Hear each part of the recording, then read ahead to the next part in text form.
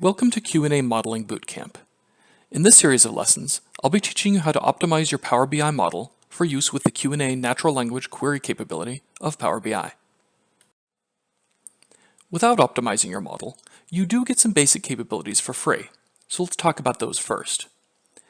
If you ask a question like list the customers, Q&A will utilize keyword search to map the term customers to the table or column customers. If you ask something like London customers, it will do a search through the data to find that London is an instance of customer city, and then filter your customers to just the London customers.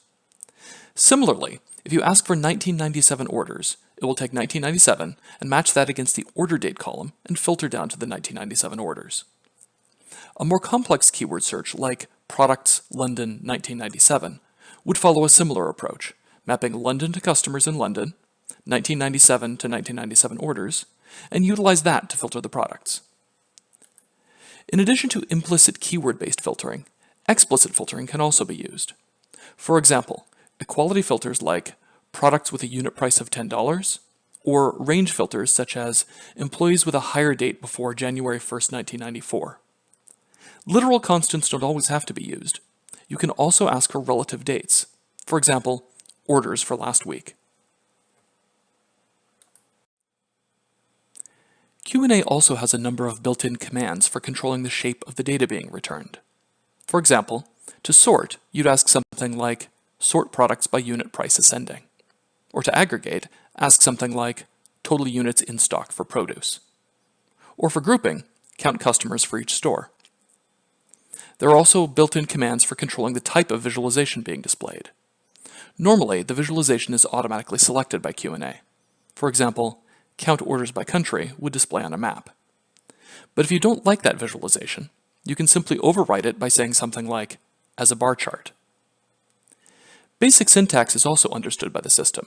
So if you ask a question such as, ages of employees in Chicago, it will know that you're talking about employee ages rather than customer ages, and that you want employee city equal to Chicago rather than customer city equal to Chicago.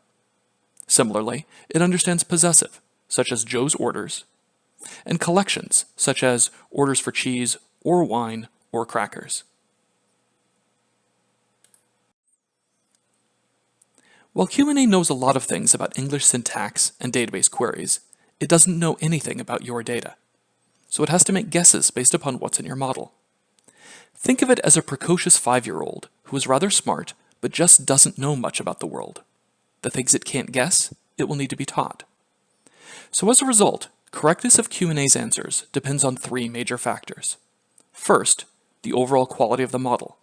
The structure of the model, the way things are named, and the annotations placed on those objects have a big impact. Secondly, the synonyms and phrasings that you add to the model teach it about the vocabulary of your particular domain. And third, the complexity of the questions that are asked can have a huge impact. Simple questions tend to be much easier for it to understand.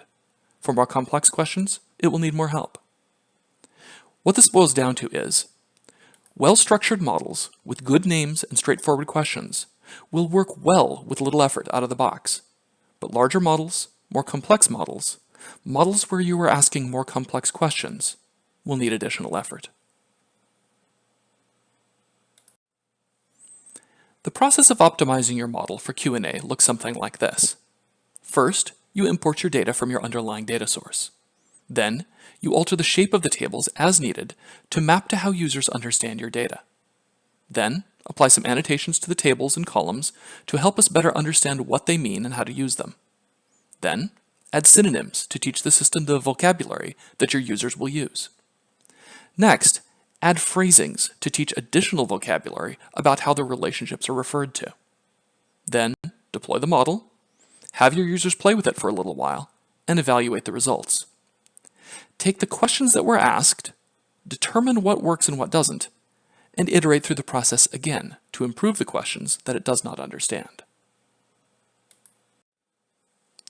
Let's take a look at that first step in detail and see what sorts of things can go wrong when you don't perform the additional steps. There are 3 important considerations when choosing what data to import. First of all, only import the data that is meaningful to the users.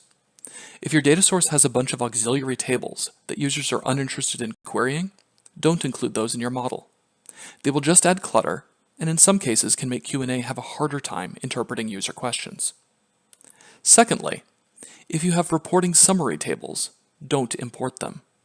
Instead, you should import the underlying source data. The problem with reporting summary tables is that there's only a narrow class of questions that can be asked against them, and the users will expect to be able to ask more complex underlying questions that simply aren't supported by reporting summary tables. Third, don't import multiple views of the same data. This might occur if you have, for example, multiple aggregations of the same data. What you really want is a single view, not multiple views of the data. Otherwise, you're introducing ambiguity that will be hard for Q&A to resolve. For our first exercise, we're going to use Power BI Desktop to import some tables from a data source, and try to create a few data visualizations by asking questions to see what works and what doesn't. Make sure to write down the questions that you ask along the way, whether or not they work. In fact, the ones that don't work are the most important for you to write down, because that feeds the process later on of iteratively improving your model.